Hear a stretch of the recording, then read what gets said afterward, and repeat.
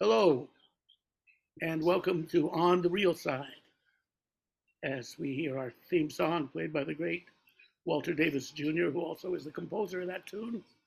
I'm Bob Mover, and I'm really happy today to have one of my favorite saxophone players, uh, definitely one of the best living saxophone players, and probably of all time too. But I've been knowing this. I was going to say young man, but we ain't young anymore. But for quite a while, he's Mr. Abraham Burton is with us. Hi, Abe. Hey, Mr. B. So good to see you. So good to be here. Oh, thank you, and it's wonderful to see you too. I recently heard Abe. I mean, on a television. I mean, I'd heard him before, of course, but I had known him more as an alto player, and heard a little bit of his tenor playing. But I on this Mingus, what was it, Mingus at Lincoln Center with Charles McPherson? What was the name of that show? Yes, that was at the in DC at the Kennedy Center. Kennedy Center, the big band, the Mingus big band, and there's this tenor player that just keeps playing the blues through every little segment, and I was like, wow, this guy does not run out of ideas. Oh man, that was good. And I'm sitting there listening to it, and I'm kind of listening to the show, but what I'm really listening to is this tenor player. I'm saying, damn, this, and then I saw that it was Abe, which didn't surprise me, but it was a nice thing to see. And you made the switch actually from alto to tenor, which was a great relief for me. Uh, and, though I played tenor for around 20 years too, there's something um, about that particular switch. With the emphysema, I had to the tenor became a little too heavy physically for me to wield. But, you know, I, the Wolves, I had, this is the last thing I'm going to say, I'm going to ask you about it, but I had this record called The Language and Music of the Wolves years ago that someone laid on me. And it showed that as wolves get older, it's interesting that how the parallel between wolves and saxophone players or jazz musicians perhaps are styles. When they're young, they're more higher pitched and they're a little busier in their yelps. Sure, There's less space between yelps. that's right. Now, as wolves get older, they want a deeper and darker sound. So they'll suddenly roar instead of the yip, yip, yip. And then it's more. So I said, wow, it's sort of like they switched from alto to tenor. And that actually made me play tenor about 25 years ago. I said, and I happened to get a tenor. And I said, maybe it's time to play some tenor too. So, I for years I kind of alternated between the two and, found I didn't hear them differently. I heard them differently. They were different animals. So this happened to you too, Abraham.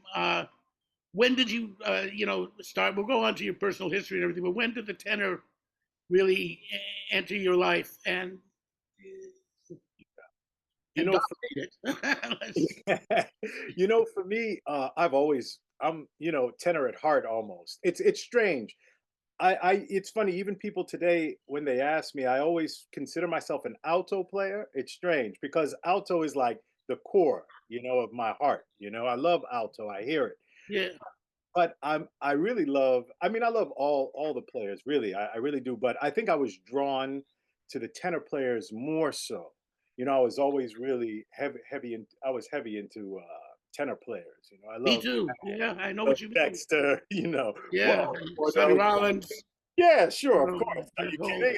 I was a fanatic for Mr. Rollins and all these great tenor players, of course, Train and Prez and Coleman Hawk. I love the tenor. I love the tenor sound. yeah, me too. We share that, and in fact, with one of your mentors and somebody that I became friends with rather late in his life, but was a profound influence on my coming up. And it was wonderful to get to know him even a little bit. I want to talk more about him in depth later. Um, I just want to tell the people that Abraham was um, had a real mentor-teacher relationship with the great Jackie McLean. And in fact, don't you have his alto? I was told that. I actually do. I have, yeah, I do. What had happened was, when I went up, I had met Mr. McLean, I mean, when I was about 13, 14 years old. And it was really funny how the whole thing happened. It was through his son, Renee McLean, I know who, Renee well. We used to jam yeah, together when we were teenagers, actually. But yeah, yeah. yeah. And Renee had called me, but I didn't know. I knew who they were because I had Watch Out, which was one of Renee's albums, and I of course knew Jackie McLean. I knew like most of his stuff by that time, and uh, and Renee had called me, and I couldn't believe Renee McLean was calling me. I was like, how can this be? But what had happened is Renee knew, Eric McPherson, the drummer, who was my buddy. You We guys all have that trio together now.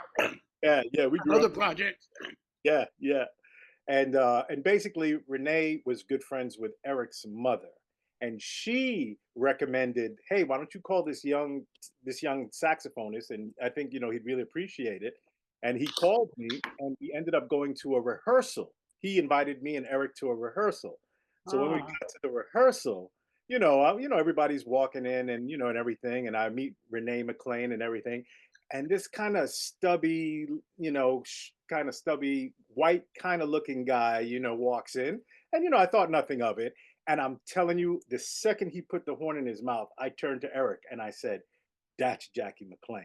And Eric was like, no way. Eric was like, no way. I said, man, I'm telling you that's Jackie.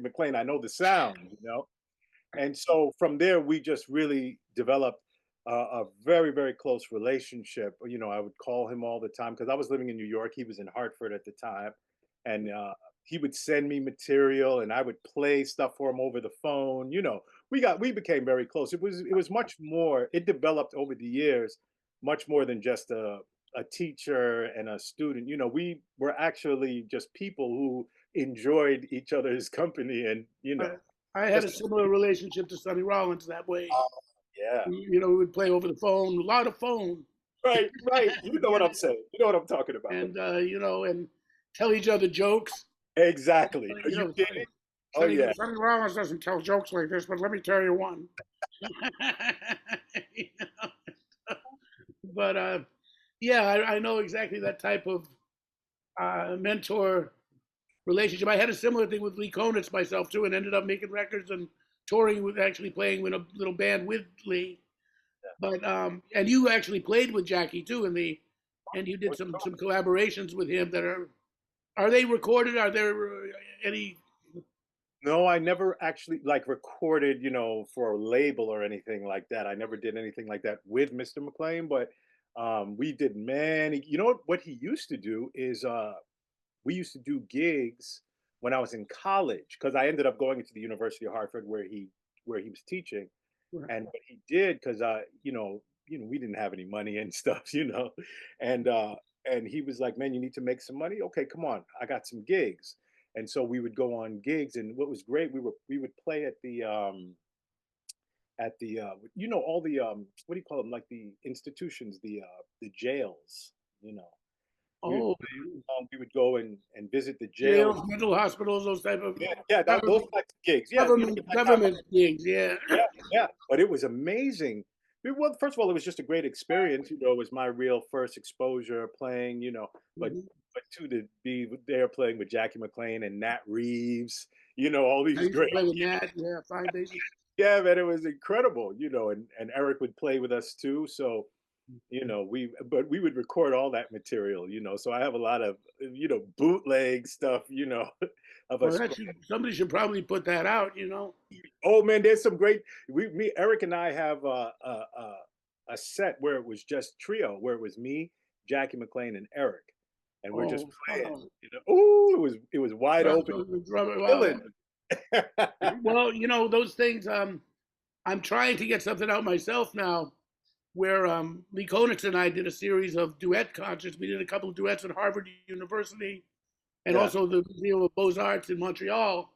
yeah, And these tapes, George Schuler, who's been doing, a lot of collecting of Lee's estate and what he left, he found that Lee liked to record, so he left like 1,500 tapes, cassettes, and among those, George said, you might be interested in these, and they're actually, I mean, they're beautiful, and I'm trying to get somebody to put those out, which is what I think you should do with the Jackie stuff too. We gotta get that stuff out of there, out in the world.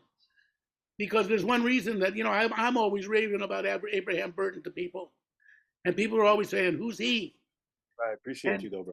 oh, of course, but then we are in sort of parallel, these parallel life situations in a way that somebody once said to Ira Sullivan and I, we were hanging out. He said, "You guys are both what you would call famous but unknown." Oh yeah, yeah, yeah, yeah. Right, right.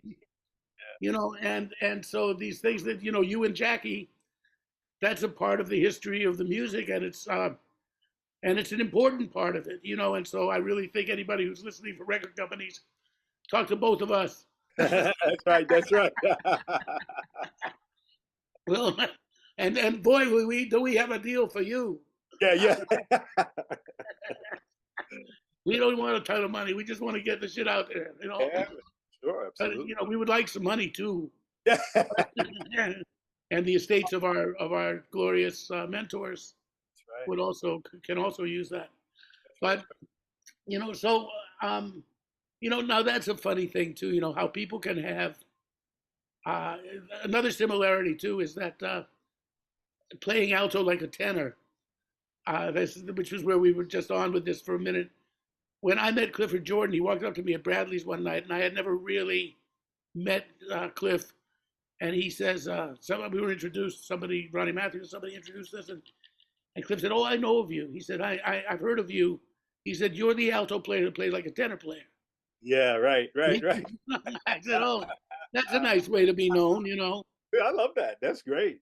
So, and when I did meet Jackie, when I really got to know Jackie a little bit was at this alto summit in Paris Mhm. that we did in I think it was 1991 or 90, and it was a six alto thing with Jackie and Phil Woods and Vincent Herring and Frank Morgan, and I got to see Sharp on it too, and Yeah, me with Walter Davis, our buddy Humphrey, Walter yeah, Davis Jr. on piano, Percy Heath, and Roy Haynes, sure.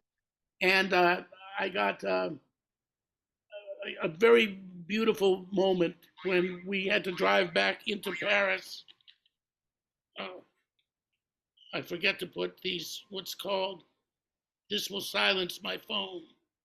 So Yeah, give me 1 second here. I will silence this phone. It's called airplane mode. There we go. right. So, but we're driving back from Paris and from La Villette to Paris. The concert hall was a few miles outside. And of course, Parisian thoroughfare, man, Parisian traffic. He was taking us forever to get back in town. And Jackie and I were the only passengers in the limousine because we were in a little different hotel than the other cats. Yeah. And I had Jackie prisoner for about 2 hours, and we talked about everything, music, life, and I got an idea of what a delightful person he was. But one of the first things he said to me was, "Oh, I had quoted Little Melody." He thanked me for that, Right. and he said, he said, you're like my school of playing, right? I said, "Well, you're a big influence on me. I know every note of the Connection, Shades of Red, and you know, Okay. Nickel Sonance and all that. So I know your work." He said, "Yeah, but aside from that, you're an alto player who's playing tenor." He said, like me, it was Dexter and Prez and Rollins, and that kind of thing. That was, he said, I hear all those cats in you. So I was happy about that. Then it's funny because when you dig deeper, like Abraham and I were talking about, well, Walter Davis Jr., and like that's one idea of getting music out there, that this record, not to tout it, has finally gotten out here. A duet concert that Walter Davis Jr. and I did in Salerno in 1987 has finally come out this year. Corey Weeds, thank you. Cellar Records, Cellar Jazz. But, Walter was an important mentor to me. And I met Walter I was in my early 20s.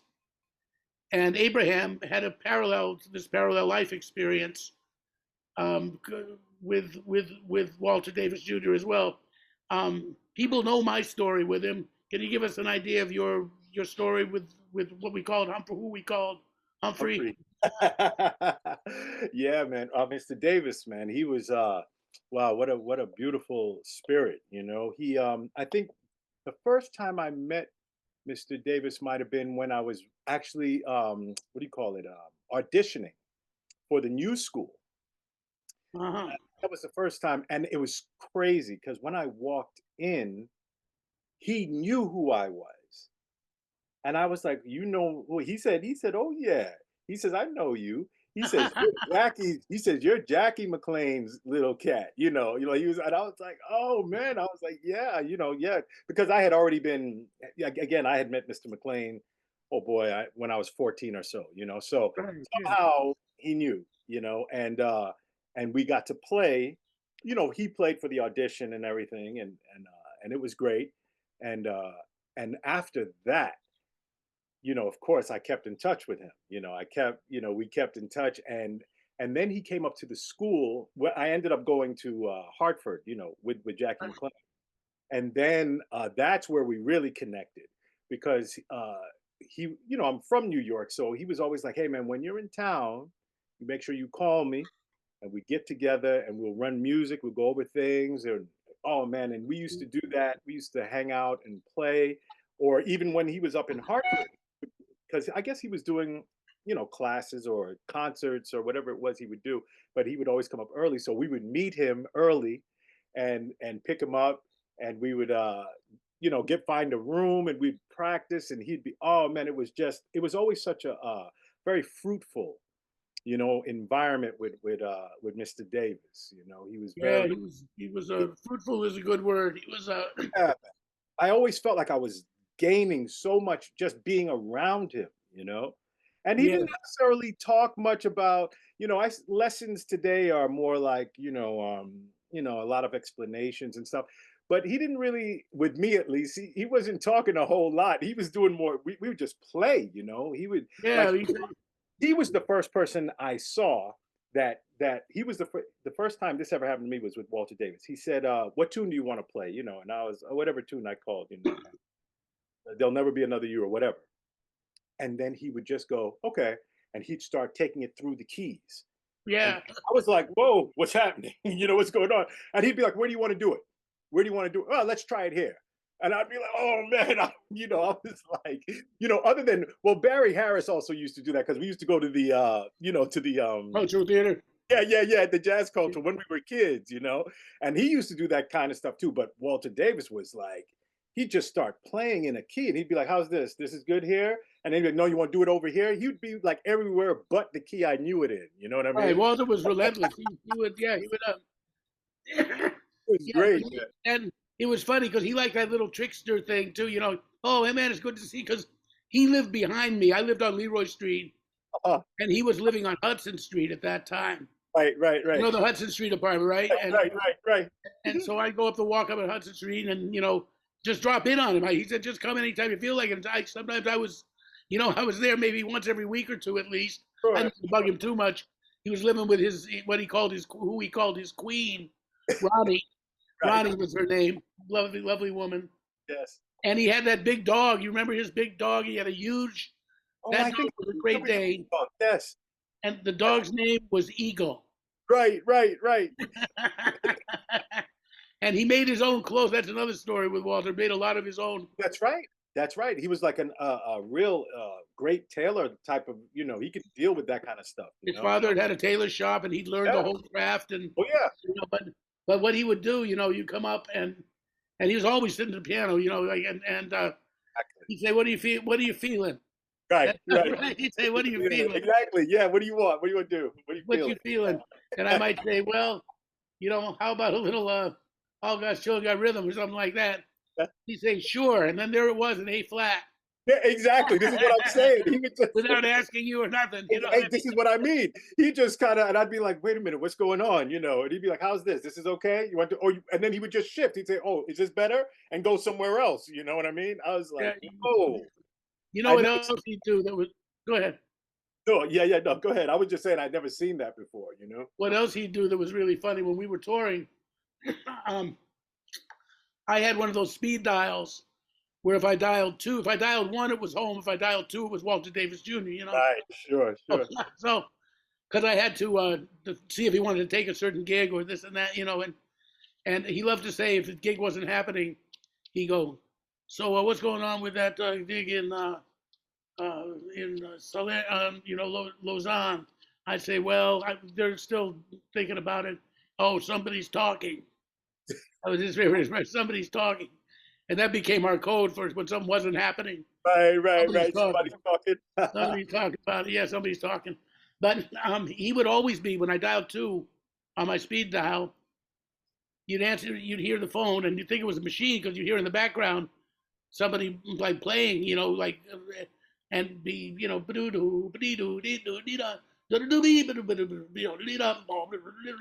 and improvising on it. And he'd say, hello. And I'm like, oh, what a hip machine. And at first I'm saying, what a hip machine. But it was him. It was him. And he was talking the whole time. And Right, he was right. there playing like blues in D flat or something. Yeah. He said, so how much is that going to pay? No, we don't work for under that. We don't work for under $5. No, forget it. And when I say, but we're off for 3 days there, and the guy offered us 250 a night. He'd say, we're not taking it. Don't you know who you are? I say, yeah, I'm a broke musician.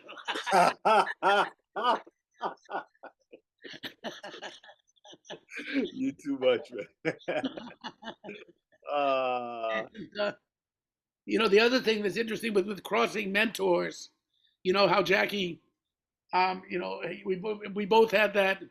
I mean, because I started playing with Walter, I started sitting in with him when he had this gig at a club called 7th Avenue South at the Oh Brecker yeah, Brothers. sure, of course I remember some of that. Yeah, Of course, because we're neighborhood boys. We're from the that's same. right. I was going to say that's right around the corner from where I grew up. Did you Right. grow up in West Beth? No. I'm closer to 7th Avenue South than West Beth. West Beth is a little bit more west towards the river.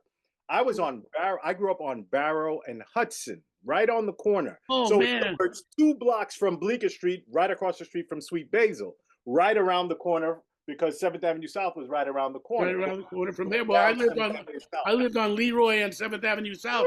Yeah, I know Leroy. That's my neighborhood. I grew up. We were neighbors. Yeah, we were. I would see you in the neighborhood sometimes.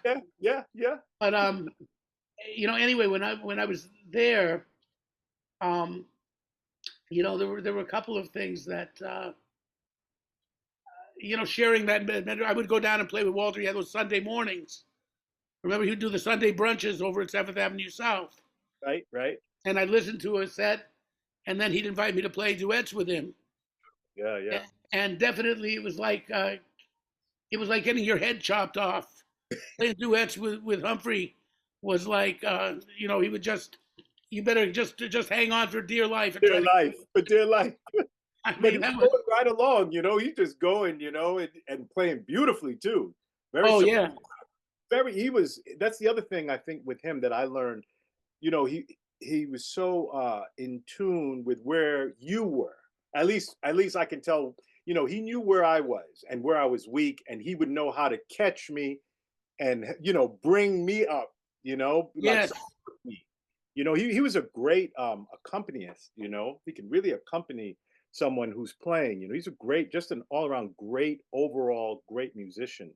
Yeah, he was. He really was. He was someone, and that's a good point, Abraham. How he would, he'd catch you, and he could Catch me up find. because I'd get lost, whatever, and he would know what to play or whatever to support me or to get me back on track. He was great at that. Yeah, somebody once said about Kenny Clark, who I got to do one tour with. And I said, and they described it. I wish I'd described it this way, but they said, it seems like he's not doing anything special, but yet he makes everybody he plays with sound great. Right. No, yeah, I can totally hear that. Yeah. It was like that kind of thing with Max. You would hear there's a lot of special stuff happening, this and that. But Klug, it felt like he's just playing time, but he isn't. He's just as busy in his way. Yeah, sure. He's busy really enhancing you. Yeah. And there were some pianists that were around at that time. Another interesting coincidence is Gilly Coggins. Woo! Right. Yeah, Mr. Coggins. Yeah. Did you get to know Mr. Coggins? I knew him very little bit. I think they had asked me about him once in an interview, and what did I remember about him? And the thing I remember was simply him, a very similar thing. He was very supportive to the younger cats. That's what I remember. he was always like, "Yeah, go on in there. Don't worry about it. Get in there. Go on and do your thing." And I was like, "Man, okay." And I'd get in there, and he so supportive. Another, just his ears, his musicality, his musicianship was on such a high level. Yeah, And it really was. And yeah, and another person who really didn't get much recognition, so to speak. yeah, that was the thing. When I got to know Gilly, he was when Hod O'Brien, who was another great piano player who didn't get a lot of recognition either while we're at it, but Hod had a club for a while. He inherited a little bit of money, and so he got a jazz club, and it was called St. James Infirmary, Yeah. which was actually on Leroy and 7th Avenue South. I That didn't was a know this. little. You were a little boy then. If you Yeah, were, yeah, I don't remember this place. Yeah. this was 19. I'll tell you, it was 74, 75. Yeah, no, no. That was a little bit before I was out. When were you born, I actually? was born in 71. 71. Yeah. So, yeah, you didn't make that scene. No, I Uh, didn't make that. so I'm dating myself here, but anyway, Gilly was at that time. You see, I think you met Gilly when he'd probably pretty much stopped drinking. Hey, He'd Graaff. have an occasional beer, but he conquered alcoholism, Sure, which was very took a lot of strength, sure, of and course. and he had that in him, and he did it, and it's great. The uh, the thing was though that he at this point he was drinking, and every day was his birthday. You gonna buy me a drink? It's my birthday. So he'd be already going to the cats. It was a joke. It's Gilly's birthday again. Yeah, yeah, yeah. and, but he would come into because Hod owned the club. Hod would open the place up at about 4:30 in the afternoon. Music didn't start till about 9. So in those hours, Gilly would be in there drinking. Sure. And some days I was 22, so was I. So Right, right, I'd come right, in right. early to hang out, have a taste, talk to Hod, and play a little. And so Gilly would sit and he'd start playing ballads. Mm, And he was a real lover of ballads. He really was one of the few people that he was a very special ballad player. yeah, yeah. And so we would sit there and we'd start playing. So I spent many an afternoon sitting with Gilly and playing ballads, which was the perfect mood to get ready for Chet Baker. Right. Because I was by the time Chet hit, you know what I mean. And we would burn things too, but there was that. So I was talking to Jackie. Gilly had that tragic accident that finally ended his life. It's a story of his driving. It's not an important story right now, but he was sick, and I was on the phone with Jackie. We'd started our little phone thing too. After we played in Paris together, I'd bug him now and then. But we're talking about Gilly, and he said, Bob, Gilly is the first cat that really taught me how to play ballads. Oh, He said when I was like 19, 20, I used to go over to Gilly's, and we would just play ballads over and over. And I was chuckling, and I said, well, he's not the first. He's about the third for me. yeah. When I was 21, 22, I was playing ballads with Gilly Coggins. And Jackie says, isn't that funny how we had the same experience, but 20 years later with the same people? Right. And he said, that's what's beautiful about this music. And like, you and I share that too. We talk Yeah, about, that's funny. Yeah, I see what you're saying. Yeah. and you're saying, I'm saying, you don't remember this. Well, no, I was 2 years old. And Jackie would say to me, hey, do you remember the Embers? And so, no, I don't remember because I was, I was just born, and, but, that's one of the beautiful things about being part of this lineage that we are Right. part of, and, other pianists. Did you get to know Al Daly at all? Or, No, no, no, I didn't. yeah, No. well, he was just somebody else that was neglected and on the scene. But Yeah, let's yeah. talk about you a little bit. Like you are of. I did a little research, so I don't Okay. want. I'm very curious. You're of Belizean descent. Yeah, I'm the bridge. I'm the very first in my family born here. Tell me a I'm the little bit about that family history. It's pretty. It looks pretty interesting. Oh man, yeah, no, I mean my family's from Belize, my parents were both from Belize. My grandparents though on my father's side, my grandmother, she was from Honduras. you Well, know. let's tell people first, where is Belize? Because a lot of people. Belize is in Central America. You know, it's in the northern, the furthest north you can go. It borders with like Mexico, with Honduras, and and Guatemala. So So, is Spanish the language of Belize, or well, you know what it is. I think well, you have a couple of languages there, right? You have English, but we call it Creole. It's not like Creole, like from like what Haitian? no, no, it's not that. It's definitely like a dialect. It has like it's English with some uh with an accent and some other words that can that substitute for things. People do speak Spanish because of the location. It's right in between Guatemala and Mexico and Honduras. You have it's a beautiful, beautiful, beautiful country, man.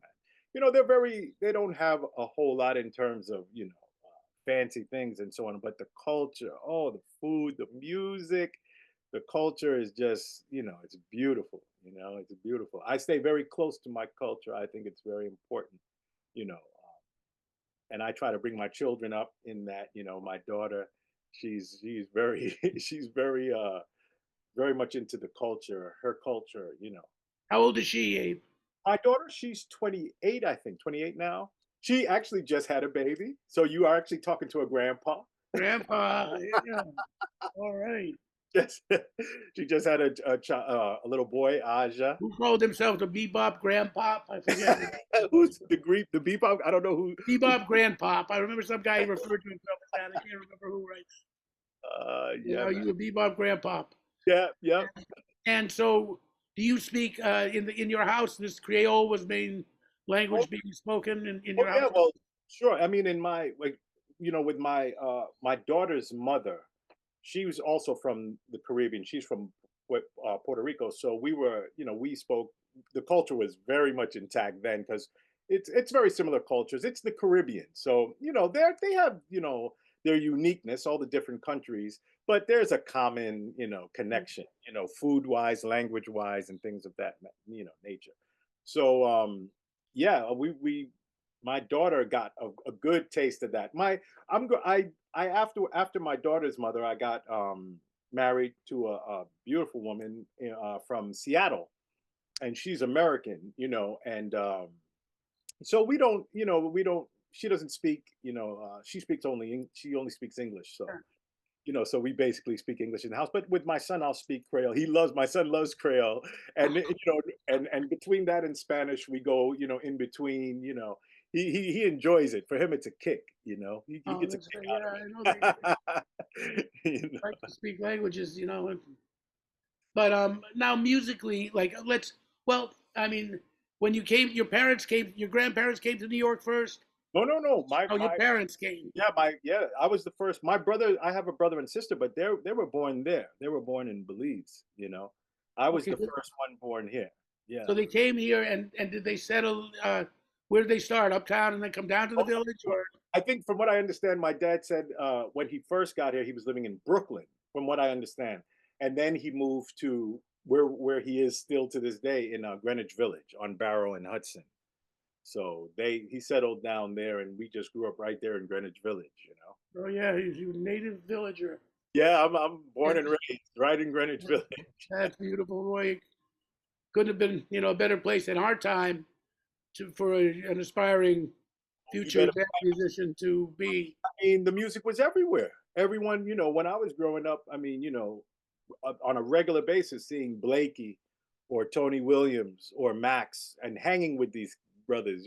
Well, that's how how I got into music because, I mean, I was hearing it quite a bit, from my dad because he loved the music, but also because I grew up with Nasheed Waits and Eric McPherson. Right And now, they were West Beth kids, right? Weren't they? yes, They yes. were. That's why I always thought of you with the West Beth. Right, because we grew up together. We were always together. I And remember Freddie, the three of you guys. Yeah. yeah, sure. And Freddie Waits, he used to. I remember he was like, he called and and Freddie was like our dad. All of our parents were kind of like, parental figures for all of us. You Uh-huh. know, So, you know, between Eric's mom, who was very influential in just the arts, because she was a great dancer, you know, and she danced with Cannonball, she danced with Duke and Count Basie. She did Really? oh yeah, Eric McPherson's mom, Sandra McPherson. Oh man, she was something else. She's something else.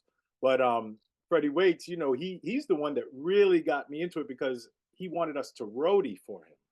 You know, he'd be like, "What are you guys doing today?" You know, we're just hanging out. He'd be like, "Look, man, why don't you take my drums over to this place?" Okay, you know, and so we would drag his drum set, you know, and set it up for him. That's how we got started. You know, that's definitely how we got started. How I got started, hearing the stuff, you know. And one day he was just like, "Yeah," he was just like, "Where you going now?" And we were like, "We were just gonna go hang out." He said, "No, sit down." He said, "Have a seat and listen to some of this," you know. And we were about 11, 12 years old at that time. And I was like, okay, cool. I really didn't know what to expect, but I just remember he was playing with Richard Davis and friends. With Uh-huh. Richard Davis on bass, Sir Roland Hanna on piano, Ricky Ford was on sax, Cecil Bridgewater was on Oh trumpet, yeah. Freddie Waits. And man, I saw that band. When I saw I can never forget that moment. Because when I saw that band and I saw the power that they had, I mean, there were times I was literally like holding my breath because it was so intense. You know, it was like I'd forget to breathe, you know, it was, Yeah. it's like, the intensity was like insane. And I looked around too, and I would see how they would have the audience exactly with the same grip, you know, like the audience were like, you know, I was like, you know what? This is what I'm going to do. This is Uh-huh. exactly what I'm going to do. And I knew you were about 11, 12 years old at that point? like 11, 12. Yeah. Oh, I knew it from then. But that wasn't the first concert I had ever seen that I ever saw was, I remember my brother took me to see Blakey with, it was a quartet with Blakey and Pepper Adams. Uh-huh. It's Pepper Adams. Yeah. And you know, the only reason why I remember it was Pepper Adams is because, you know, he had such a unique look and the horn was so big, He you know, did. yeah, you know, and he just, you know, it was crazy, you know. I was like, man, this guy, and he's playing so much, you know, and I wasn't even playing saxophone at that time. I was like about 8 or 9 years old at that time, you know, but I I remember loving it. I was like, man, this is really interesting, you know. But all that sound coming from that rather Yeah, slight man, from that little guy, you know, holding his big horn, man, you know. Oh man, but he was something else, you know. To hear him was something else, you know. Yeah, I got to play with him on many occasions. Really? Yeah, Woo! jam sessions and stuff, you know. Yeah, And I'll tell you, Pepper took no prisoners. that's right. Oh, I know. Oh, I He know. was there, and it's funny because he was not an overtly nice person either. He was a sweetheart in his way. If you got past that, Yeah, yeah. but he was a tough guy. You know, he had a Yeah, you can tell. Yeah. tough exterior. You know, and he very quiet wit. You know, and like but he was sort of like there was a sort of certain impatience with you unless you had something really good or direct to say to him. You know, it was like, come on, let's play. Okay, there's none of that. And then once you were there, he wanted the best of you. He was going to win, Yeah, yeah, yeah. and I put up good fights with him. And I don't know. Sometimes I might have even equaled him or gotten him a little bit. Yeah. There are other times where he got me, but he was definitely some cats like if you and I play together, which we really haven't, we should. Yeah. But I don't think we'd be in there to like destroy each other. So necessarily, Sure. I want you to sound your best. You want me to sound my best, Sure, of course. Yeah. and we had that aspect of things. But basically, he wanted to sound. You sound your best. I'll sound my best. But I got to sound better than you. Like that. But you know what? That sounds like some real typical New York stuff, you know, because in New York, I know when I was growing up, I mean, everyone was just playing on such a high level. I'm talking about the older generation and the cats coming up and the younger, like cats from my generation. I mean, they were playing really strong, you know. So you had to kind of be able to hold your own. You had to be Yeah, that strong, was what. and that's That was, why people were coming to New York. Because I mean, come on, man. I would go to see Tony Williams, and I mean, he's playing so much. I mean, the band was amazing, out of this world. But I mean, just Tony Williams by himself, that which was is like Bill Pierce and Wallace. Yeah, Roku, yeah. Oh those yeah. guys. You better believe it. You better believe. Oh man, I've seen that. I saw that band at least 30 times. You know what I mean? I mean, we'd go every night when they were because they would always play at the gate. They played at the gate a lot, you know. Yeah, I was Uh, out of town during that period, but I would catch them in Europe sometimes. yeah, right, right. But uh, Yeah. whoops, this I also um, there I had a thought and just lost it for a Oh, second. that's all right. Yeah, that's all right. Uh, oh yes, I had that when you mentioned Richard Davis and Freddie Waits. I mean, Freddie was a very, besides being a beautiful drummer, I could just imagine when you told that story about him with the kids.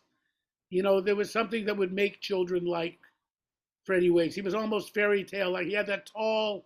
He had first of all that little beard and that tall because he was big. He was like a giant because he was tall and lean. He just seemed to be bigger than he was. Physically. He You always. know, it's funny you say that because really he wasn't that tall, but he his stature, like his just his energy was very big, very big. You know what I Maybe mean? that's what I saw. Yeah. Oh yeah, we used to see it too. Because even now, when I think about it, he really wasn't that tall of an individual, but he was just such a man, a quote unquote manly figure. He was very dominant. He's very direct, and that was one of the things that was great about Freddie Waits because thanks to him and other people too, he kind of helped mold us to be strong, because when you talk to him, you better know what it is you're saying and you better be direct and you have to articulate yourself in such a way because if you didn't, he was going to be all over you, you know? Yeah, But that's it was what. but it wasn't to demean you in a way, it was just to have you, really know what it is you're trying to say, excuse me, and to speak with, authority, to know what you're talking about, Yeah, it was a certain dignity Yeah, that those cats wanted to impart to you, that's right. and Exactly. and Jackie that. McLean was like that too. Jackie was like that with me, of course, our age difference obviously was greater than, your age difference than Jackie. So especially in the beginning, our relationship was obviously, as mentor to student. But Jackie was he was very direct. He was very strict with me. I remember when I went to school up there, one of the first things he said to me, I went to his class and he called me into his office and he said, you make sure when you come to my class, he says, you're wearing a suit and a tie. Yes, he was like that. I was like, whoa. I was like, I didn't even have a suit and a tie at that time. I was like, okay. I was like, that's okay. I had to like get one. that's fascinating. Because at the Alto Summit too, which was we also had C sharp. I got C sharp over there for that. And Frank Morgan was over there too. So Vincent Herring, C sharp, just to mention everybody. Sure. Bill, Jackie, Vincent Herring, C sharp, Frank Morgan, and me were the six alto players. We didn't all play at once. Right. We only did two or three twos like that, and the rest had features. So before we said, Jackie was sort of the nominal leader, even with Phil there. It was interesting that even Phil kind of deferred to Jackie. I think because it was a tribute to Bird, and Jackie had been the closest to Bird Of course. of all of us, or maybe it was just because he was Jackie, But they were very. But I remember Jackie taking us with a pep talk sort of before the gig, after the sound check. He said, "Now, of course, the way we're going to dress, because a couple of us were in jeans and sweatshirts at the Right. rehearsal, and Right. he didn't really know me, but so he just looked and he said, of course, we'll all be in suits and, Right. or the equivalent, Serious about that. or the equivalent of, we're going to dress our sharpest and Right. look like worthy of who we're honoring. That's right. Did that, Took that very seriously. The only other thing I'm going to get back to Jackie because I really want to ask you some things about that. But the thing I was thinking about Freddie Waits and Richard Davis, I also had the good fortune to, in a quartet that I co-led with Walter Davis Jr., our rhythm section was Freddie Waits and Richard Davis. And there was a quintet. We had Dizzy Reese with us too, So who is another underrated monster. Yeah, man. Yeah, and he's still around. He is still around, and Yeah.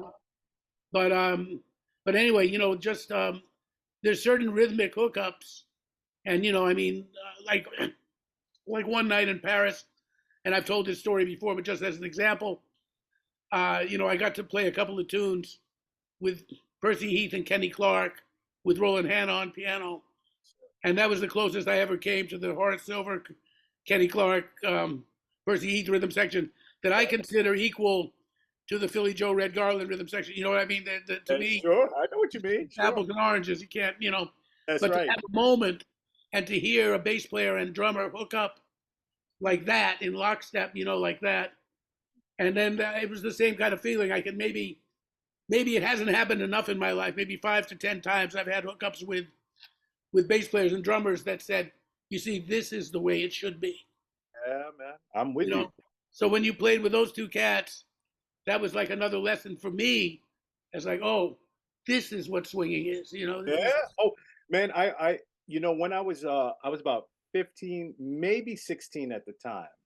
I might have been 16 at the time. Once we started roadieing for Freddie Waits, we fell in love with the music, obviously, so we always wanted to be around it. So when I was about 15 or 16, I remember one night we went to the gig, we set up Freddie Waits' drums, and we're hanging out and we're playing and we're waiting for the gig to start. But it's like they're just waiting and waiting and waiting, and it's running really late. So we realized what happened is Ricky Ford wasn't there. He was late. And so Richard says, man, what's going on with Ricky? Like what's happening? And then Eric, my buddy, Eric McPherson, who, by the way, is Richard Davis's godson. He says, yeah, that's his godson. As a matter of fact, Richard named Eric after Eric Dolphy, because Richard Davis and Eric Dolphy were very close. So in any case, Richard says to Eric, he says, "Yeah, Ricky Ford's not here," and then Eric said, "Well, Abraham plays saxophone, right?" That's what he says. And I was just like, "Man, will you shut up?" I was like, because it was just because, they were just, these are real musicians. I was a kid, And Richard looked at me and he says, "Do you have your horn?" And I said, "No," because I didn't have my horn. I said, "No, I don't have it." And then Eric said, he lives right there, right down the block, and because we were at Basil, we were at Sweet Basil. I live right down the block. And Richard said, "Go get your horn." And I was like, I mean, it was great because I wanted to, but too, I'm the fear of just these, giants. How old were you then? I was either 15 or 16 at that time. And how long had you been playing now? About 2-3 years?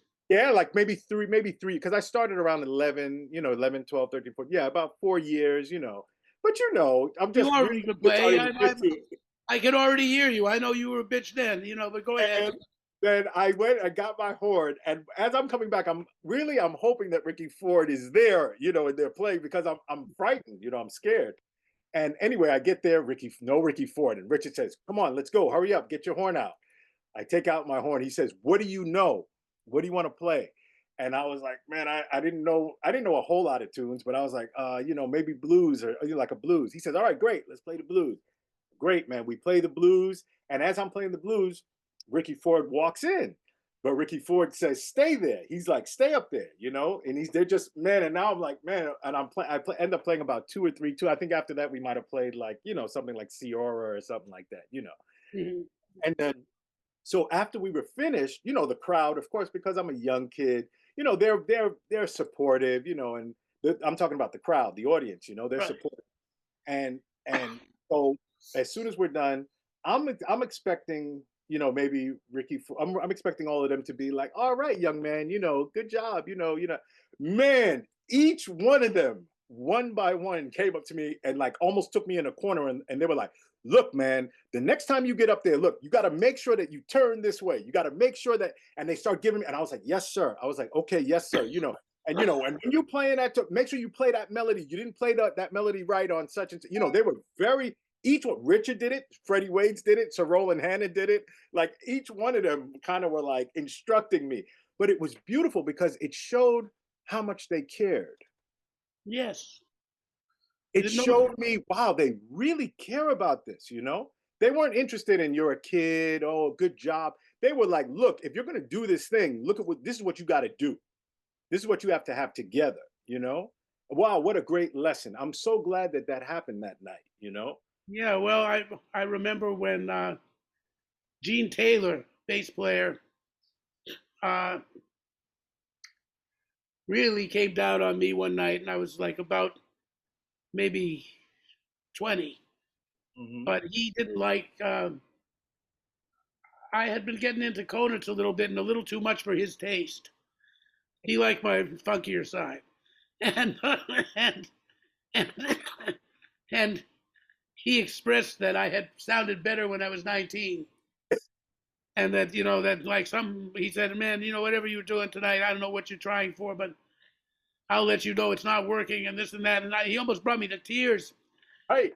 It was so harsh, and like, and so I was so upset. I called Sonny Rollins Yeah. the next day, and it was like, Gene Taylor, baby. It wasn't quite like that, but it was like, he was really mean to me last night. He did this, and Sonny says, well, Gene's quite a good bass player. What do you think he wanted you to learn from that? Right. Yeah, right. Exactly. He said he could have just said, sounds good, baby, but, Exactly. you See, and that's be kind of grateful something, that he didn't. but that's something that I think today happens a lot where kind of like everything is okay, you know? I every time I see people play, I mean everything is cool. Everything is okay. But when I was coming up, everything wasn't okay. You had to represent this music in a certain type of way. I remember the first time, one of the first gigs I had with Arthur Taylor, we were playing at Condon's. Mm-hmm. That's where Clifford, because that's where I first met Clifford Jordan, because he used to play there with his big band on, I think it was Monday nights or something like that. But I was playing there with Arthur Taylor, and I remember we were playing uh, Strolling. I remember we were playing Strolling, and as I was playing, and back then, by that time, I was 17 or 18 even. I might have been 18 at that time. I was doing a lot of working out, and I was in good shape. And I remember as I was playing, there was this guy that literally stood on the bandstand. This guy just came, this big guy came, stood on the bandstand, and he's talking loud. And I was like, man, what's going on? While I'm trying to play, and I'm like, what's going on here? And so anyway, after I finished my solo, I walked past the guy, to let him know, hey, I'm a big guy too, and you're messing with, you're messing with a big guy. And man, this guy grabbed me. And the way he grabbed my arm, I was like, oh my goodness, this guy is like powerful and he's in charge, whoever this guy is, right? And he grabbed me and the band is still playing. And in front, right on the bandstand, he's yelling at me and he's like, you're not playing the right changes. You don't know the changes, and he's like, and he starts calling out the changes. And I'm just looking at this guy, and then he starts saying he's not playing the right changes either. The other saxophonist that was playing. Jordan? No, it wasn't Clifford Jordan though. Okay, no. I was just like, who? I was like, who is this? I was like, what's going on? Who is this guy? Anyway, when we finished, AT came up to me and he said, oh man, don't worry, man, don't worry. That's just George. And I said, George. I said, wait a minute, George Coleman? I was like, oh my. and see, back then, I think, they were just on top of the stuff. You had to represent this music, the integrity. You had to represent this music in such a way. It's not that, it's not to say that guys today aren't playing with integrity. It's not to say that. But, you had to do things a certain way. I know when I was growing up, and they were on you if things weren't right. You know what I mean? They were on you. Yeah, that was definitely, that was the case. But once you were, I found there was a line you crossed that once you passed their inspection, Right. then you were on your own. You didn't get nagged about how you did tonight. You were better than last, and you have to do this. I'm stealing that. Once. That's exactly what it was. It was like an inspection. Exactly. They first, you have to show them that you have some, you have certain things in place, and you have an understanding. you respect the music, and then you're right. Then they open up and it's a different type of thing. But that was my first meeting with I mean Mr. Coleman and I are very good friends now, Well, obviously. But I always mentioned that to him, and he's always like, "Oh, don't worry about that, man. I just want to make sure you were on the right path, well, That first time I sat in with George Coleman, I'm sitting in and he calls. I got rhythm changes in D flat, and I want to, there, and I uh, got through it, by the seat of my pants. yeah, I mean, yeah, it's not that bad because I played it on the piano a little bit. I have no piano chops, but I yeah, understood, right, you know, yeah, it was B flat on the piano, so D flat on saxophone. That's uh, not so bad. But I got through it and this and that. But after that, he gave me a big smile, and when he would introduce me to people, he'd say, "This is Bob Mover. He can play rhythm in D flat." that's great, man. you know. So now, getting back to Jackie for a minute, there's a lot of questions. Sure. I had interesting conversation with Jackie, and we got into some interesting details about things like intonation and stuff like that. And he had a wonderful explanation for. I said, as someone who also has struggled with pitch, because my intonation is somewhat to the left of Phil Woods. you know, uh, and there are times when, might you say, that your pitch has been somewhat questionable as well. you know, um, Definitely. you know, to what do you attribute that? I mean, because I noticed that there's some records, like when I listen to the Connection, and certain one and Shades of Red and these things, the pitch is beautiful. I mean, it may not be absolute Strobotonish, but it's absolutely the right pitch for what what it is. And I mean, some notes are maybe, we're not supposed to maybe play completely in tune in a classical sense because we were coming from an African, That's right. originally an African kind of tonal system as well. So, there may be different, but he said, well, in my case, Jackie was so direct. He said, look, sometimes my horn didn't work. That's right. He Yeah. said, sometimes, you got a record day coming up and you got $10. And I had a habit, He said, so you got $10. Do you want to spend that $10 on fixing your horn where it doesn't leak or fixing your head where you can actually play be competent to play at all, to play Sure. he said, and and having that particular illness of addiction, and Right. he explained it to me so well, that was Oh, like, yeah, sure. Oh, I know. Oh, I know how he that's how used he dealt with to that. talk.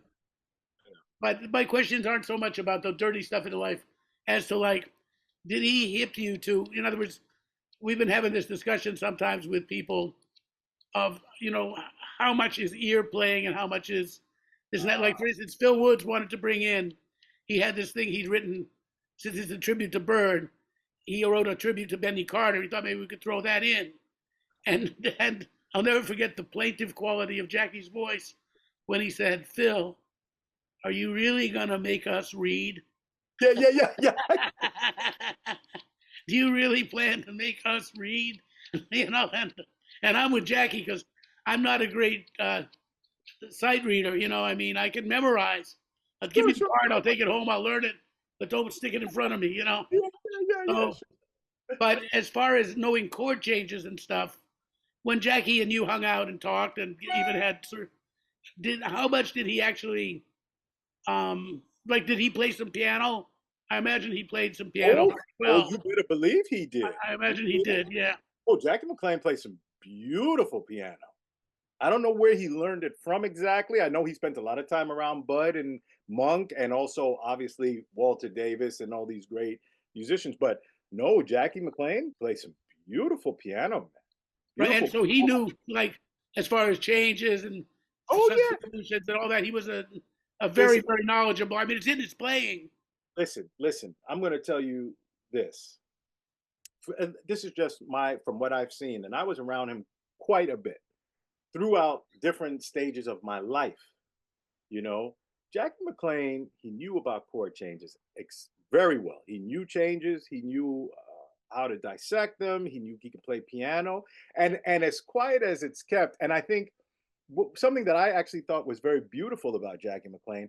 I think reading, like just reading in general, may not have been his strongest suit, right? But that the beautiful thing was it was something that I saw him work on it a lot. Like he was always like, wait, man, let me get to this reading, man. I gotta, like he always felt, I think he always felt that he was just a little bit weak in his reading. So he was always concerned about getting it together, like keeping it up, like always trying to keep it to a certain Ah, standard, which was very, to me, that was impressive, to face where you feel you're weak is that says a lot about your character as an individual, um, certainly not. yeah, absolutely. But a thing with what I saw with Jackie McLean too is that he, as much as he knew about changes and all of that, he was always trying to move forward.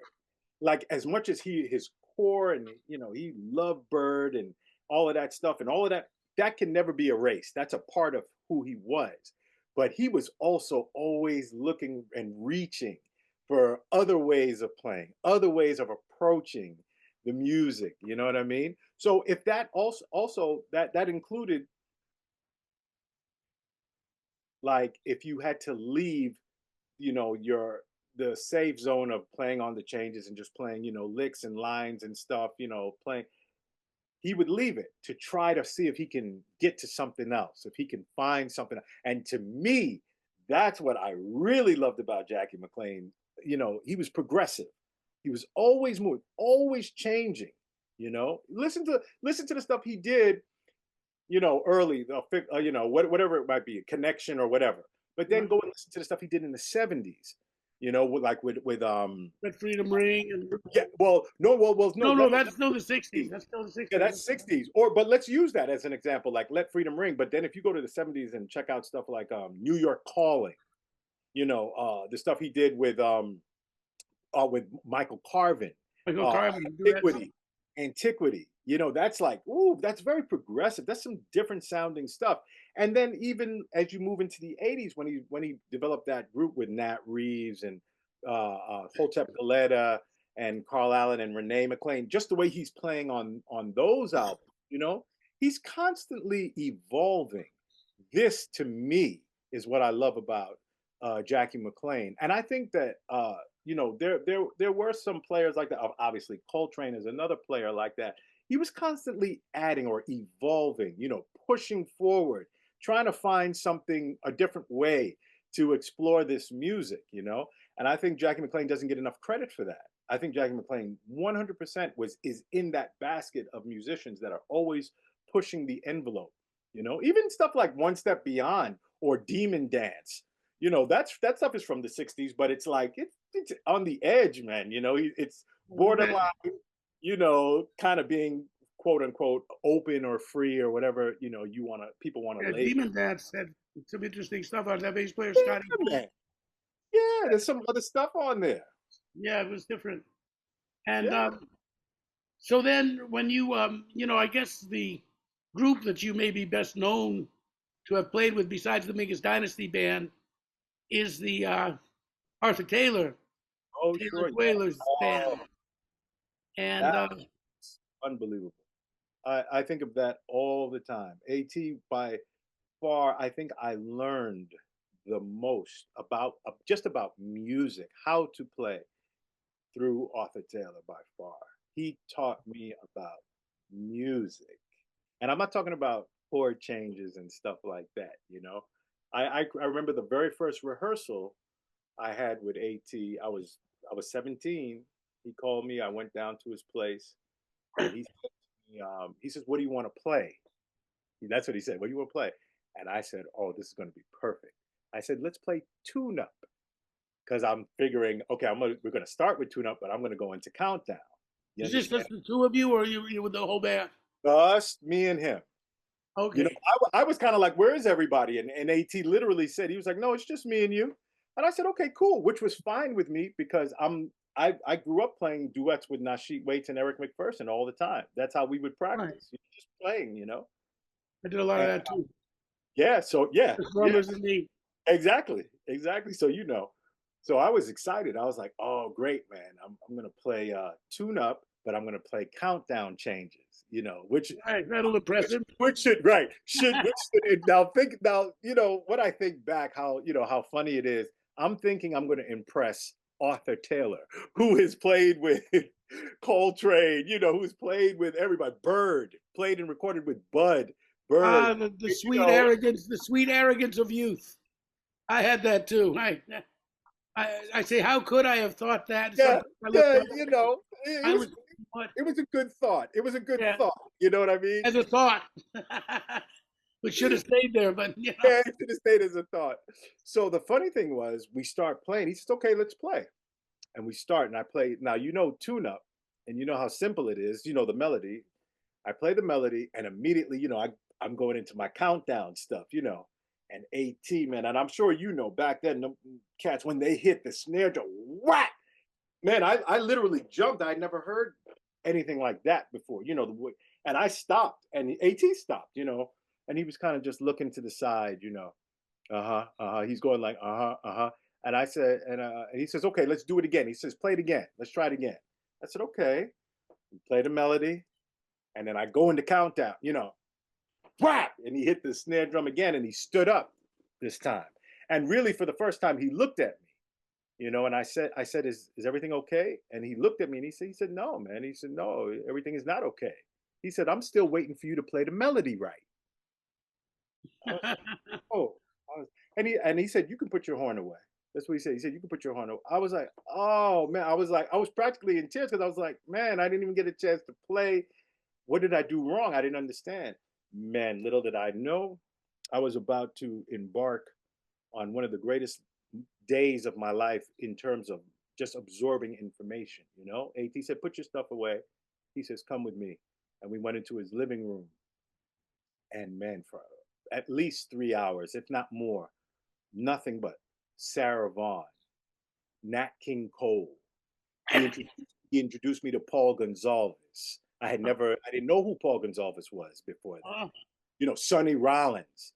He's teaching me about music, what is, you know, about melody, about band, about connection, you know, all these really important things, you know, that I obviously was not thinking of at that time, you know. I was, you know, he made me realize he made me recognize that, you know, the focus shouldn't be on you, you know, the individual. The focus is on the music, you know, yeah. playing with people, you know, and knowing how to listen and playing with people and playing in a setting, you know. And I had never really, you know, before that it was, you know, I can just burn, you know, I can just cook and, you know, rip into everything. But he was really much more, he was just teaching me about music. Well, that was a little thing. Um, Last week I read on Facebook for a minute that Roberta Gambarini was saying that she said Mike Longo told her, Mm-hmm. and Dizzy had told him, which is right along those lines, and I thought it was memorable. It was, you don't put the feeling into the music. You let the music put the feeling into you. Exactly. And I That's thought that was really right. a good way to put it. That I think that's what he was showing you Absolutely. there. That's why I've got. Yeah, I mean, I have one student. We listen to. I mean, I had him doing the same thing. We're singing along with Frank Sinatra and Billie Holiday and Sarah Vaughan records, Right. and just trying to phrase the melody in the pocket. That's right. And now we're on to one other thing which I've discovered. This young cat, Brandon Suarez, has been studying with me, student of Grant Stewart. Grant sends me some students and stuff, and Brandon's very talented. He just went to Japan with Vince Herring, and he's about 22, and but he said, I wonder what culturally what was going on at that time. Like what I said, well, I thought of that too. So for instance, like in other words, I even watched the movies. Chet Baker told me that Bird and I said, what'd you do when you hung out with Bird? He said, well, we went to the movies a lot. I said, really? He said, yeah, Bird was crazy about the movies. And if the movie was it was a musical and it had a tune, we'd see the movie again because it wasn't always, it might get on a jukebox, a little while, but if the movie was new, it wasn't on the jukeboxes yet, and Bird would try to get it before. But he said also the way the plots of the movies were constructed. So if you really want to understand the history of jazz in a way, you should understand the cultural history. Exactly. What movies, what Broadway shows were being And out at the time. I say this to students all the time.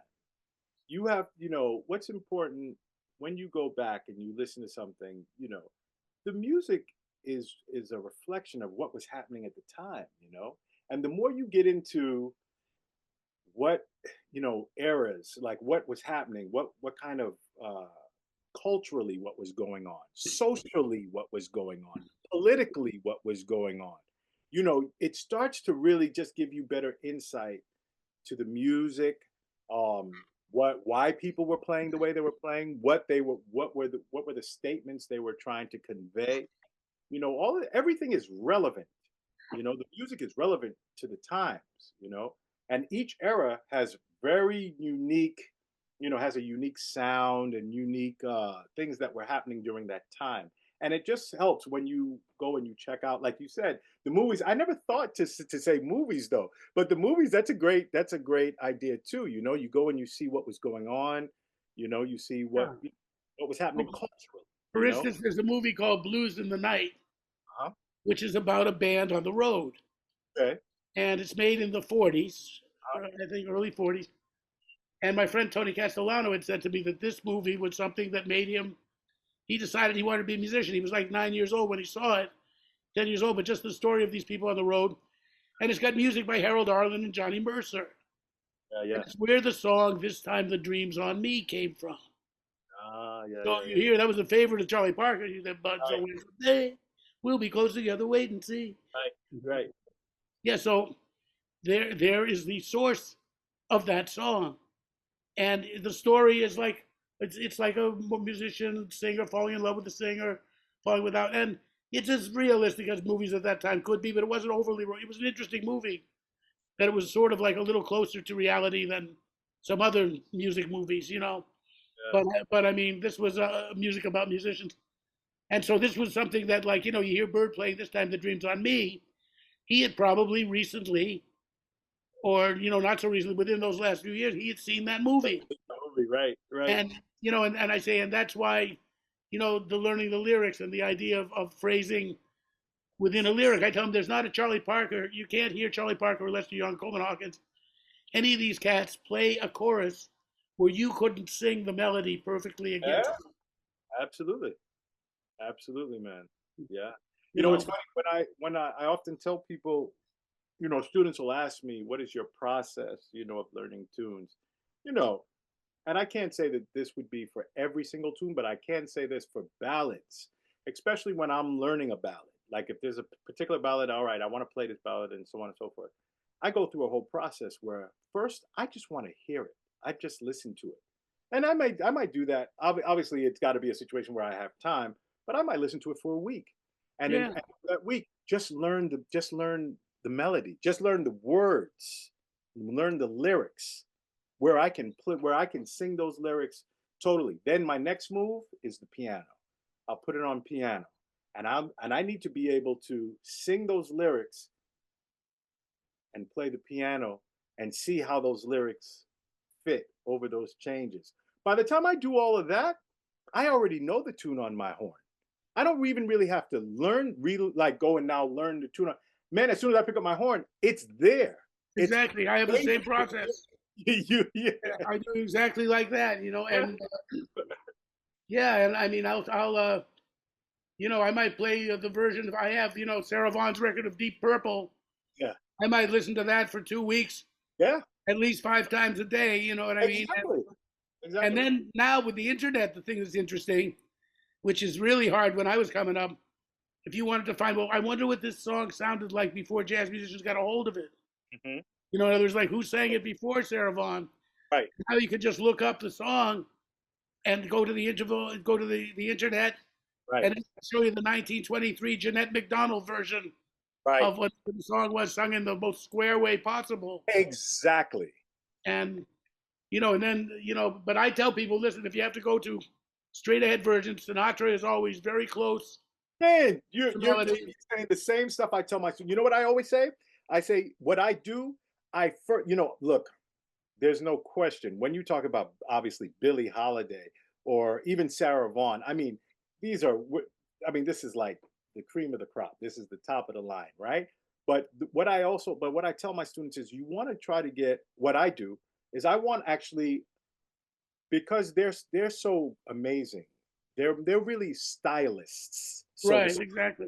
Understand? I kind of want to hear it raw first. I just want to hear. So, not to say that Sinatra isn't great at what he does, but he will just kind of give me the raw, pretty much a pretty, good idea of just what the raw melody might be without too much, dressing up or garnishing. Sinatra doesn't embellish that much. Right, not too much, So that's I actually want to hear it raw first.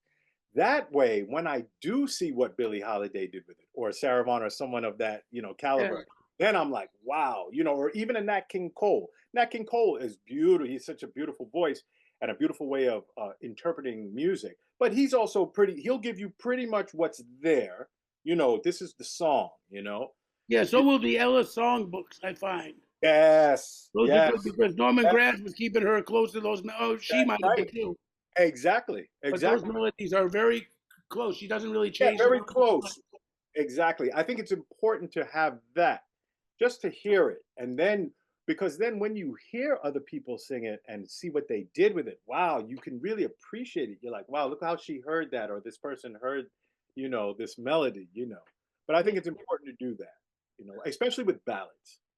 So, chatting here with good buddy Abraham Burton, one of the greatest saxophonists around.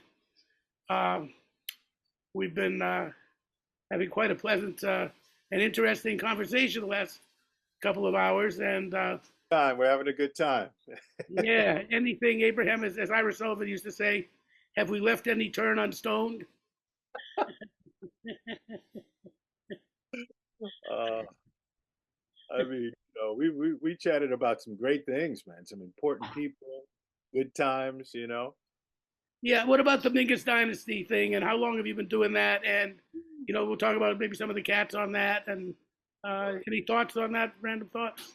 I mean, well, I've been playing with wow, the Mingus Big Band. It's almost 30 years now that I've been Yeah. with that organization. Because I started right around the same time I started playing with Louis Hayes.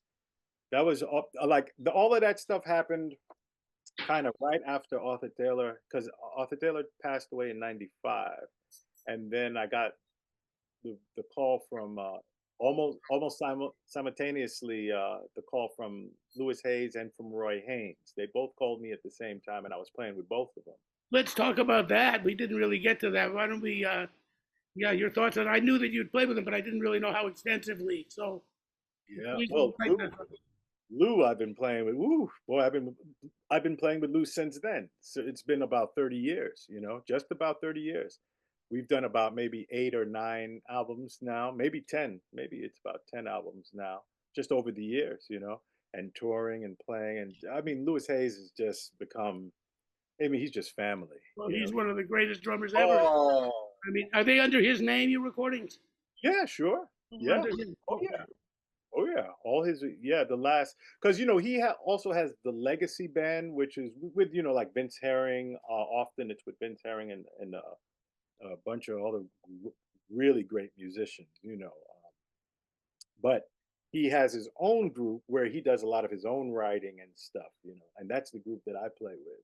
Oh, I So didn't know that about yeah, him. oh yeah, he does. Or like I think the last album we did was it's a homage to bebop. So I think it just came out recently. It's the last album he did, and we did all bird tunes, like all Charlie Huh. Parker tunes, with an exception of one or two, but they were mostly like stuff like what did we do? Ba-doo ba-da ba-doo ba-doo be-da, ba-doo Gold ba-dee-dee. milestones. Yeah, old milestones. We did a bunch of great tunes, man, great bird tunes, and Wow. oh man, great Steve Nelson's on those, and David Hazeltine, and And there's Ron Douglas, great album, But playing What with Lou, label is that? What label is that found on? oh, you put me on the spot and I don't remember.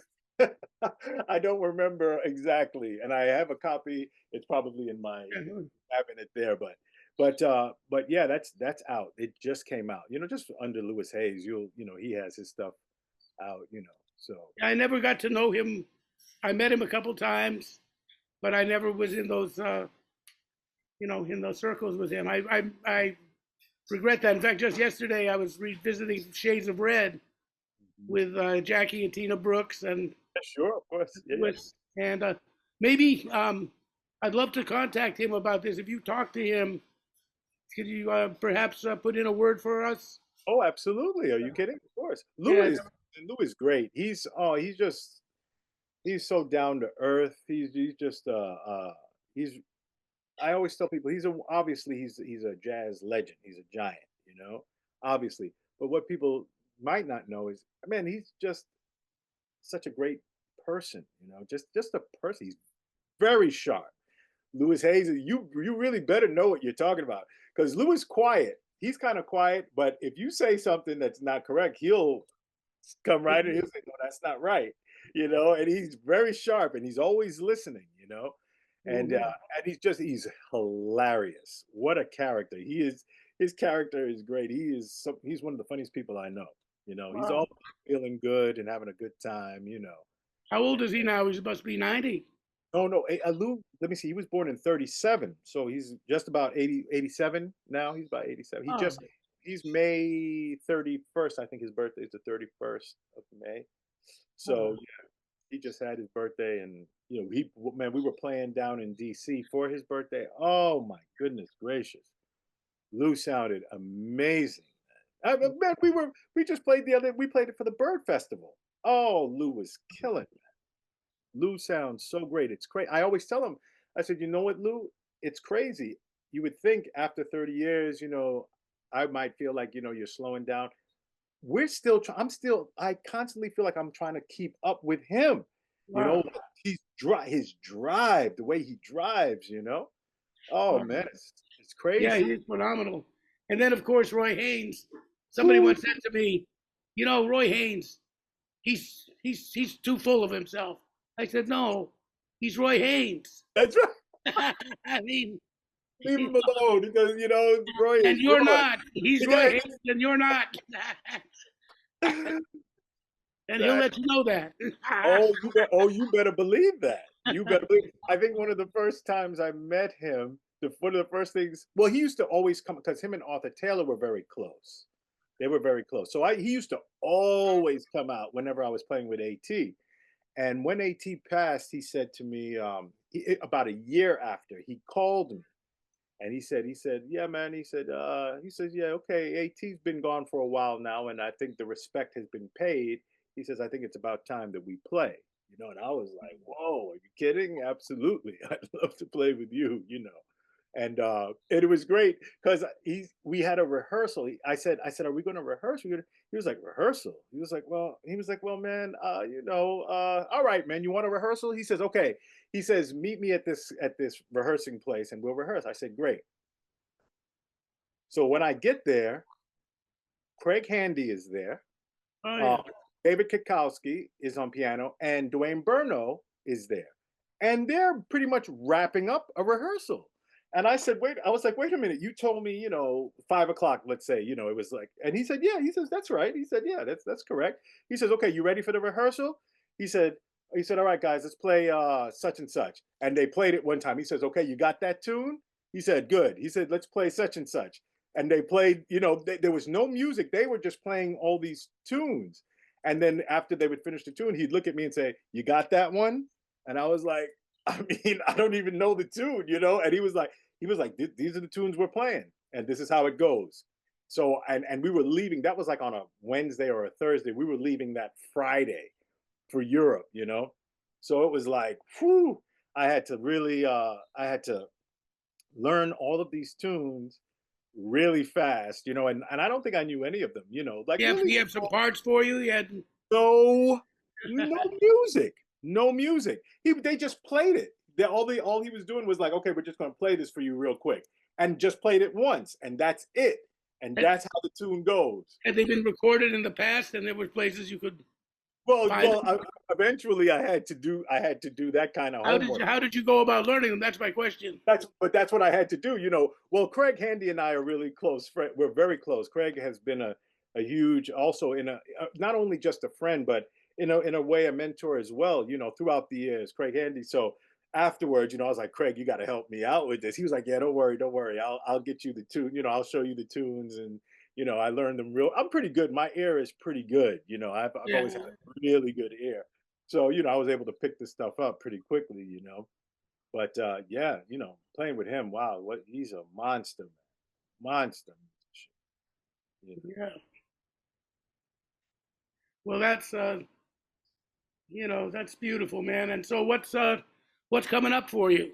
Oh man, you know, I do a lot of teaching. You know, I do a lot of teaching, and I'm always playing. You know, it's funny. I'm playing, meaning, you know, if I'm first of all at home, I'm always on my horn, man. You know, I'm just always shedding, first of all. But, you know, when I get the opportunity, you know, to play out, you know, with my group, with usually I'm with Eric McPherson, you know, we have a quartet together.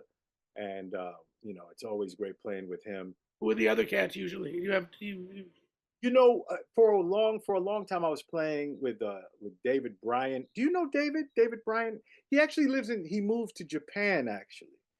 Oh, you would love him. When I tell you monster pianist, man, monster piano player. Him and Desron Douglas, we had a really nice, beautiful quartet. But you know, eventually he moved to Japan, but we still keep in touch. And whenever he comes back to town, we play. As a matter of fact, we'll be at Smalls, I think in December. I think with that group, and I'm so looking forward to it because we haven't played in about a year with that particular group. But when I'm in town, and you know, usually if it's me and Eric, and then you know we just call cats, whoever you know we feel like playing with, and get together, you know, and do some playing. There's a young man, Jeremiah Edwards, who's a bass player, very nice young player. I think he's playing with Kenny Garrett now. I think he does some hits with Kenny now, and he's a great bass player, and we've been having some fun with him. And sometimes this young pianist Jordan Williams, who's a very great player too. He's playing with I think he plays a lot with Bobby Watson. I know he and Curtis Lundy. You know, he plays a lot with those brothers. So you know, he's really developing into a really great player too. You know, so we just have fun. And I also have another group with Donald. I don't know if you know Donald Edwards. He's just such a versatile and tasteful drummer. wow. And you do a lot of his music and some of my music, and we have kind of this. It's not electric, but we have a guitar player, and sometimes we do use electric bass, you know. And it's a really nice, it's a fun group. It's some good music, and it's challenging music too, but it's fun, you know. Well, it's nice to hear, Abe Burton's out there helping to keep this music alive and going somewhere. And it's a pleasure always to Always. hear you. Any recording projects coming up? Oh, we got a couple of things that are hopefully will be out hopefully by the top of the year. You know, we have some things that we're recording with actually with both of those groups I was telling you about, and also with there's a trio that I have with Nashit Waits and Eric McPherson, and we're due to go into the studio. Two It's drummers and you. yeah, two drums and sax. You know, we've done a lot of projects over the years, just around and overseas a bit. You Well, know, you've been together longer than the Modern Jazz Quartet. yeah, that's right. We've been together a long time. That's right, we have. So, you know, we decided, you know what, we're going to put some. We've decided that we're going to go into the studio in December and really put this stuff together and have it out for available for people. You know, because people always ask for it. You know, because it's a very interesting group when you hear Eric and Nashid, because they're both such dynamic players. You know, and very sensitive players, both of them. It's a really nice connection between the three of us, you know. That's beautiful. Well, we've certainly enjoyed But our. oh, one thing that I do have to, Sure. I am looking forward to the project, the one with Bob Mover that I'm doing. The one that What we got, project? We should play. we got to get a project, man. Are you kidding? That All would be right. Well, so I'd be great for for that. me. That would be so wonderful for me to get the opportunity to play with you, brother. Oh, I'd love to play with you too. We should We do that. We really can record should. it. You know, I mean, even at my house, there are these little speakers that microphones that somebody brought over the other day. Have you seen those things? They're like just a little bit bigger than this. You Oh know, no, I'm nice. not mobile really these days That's very all much. right. That's all right. But we can play. My house has pretty good sound. Well, maybe we should talk about that and do something, man. Why not? Let's do that. Yeah. Well, everybody, it's been such a ball today having the great Abraham Burton with us.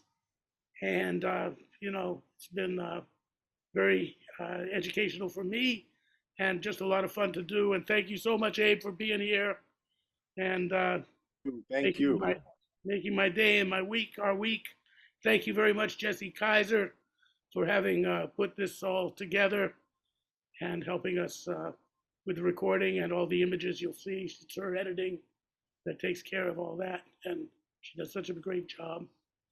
And we'll see you next week again with On the Real Side.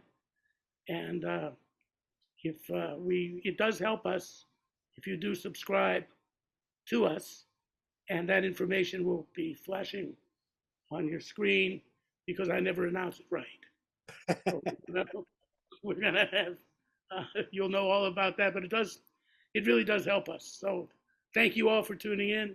Thanks again, Abraham Burton. Thanks, Mr. B. And goodbye, and God bless everybody. Let's pray for peace in this world. That's right.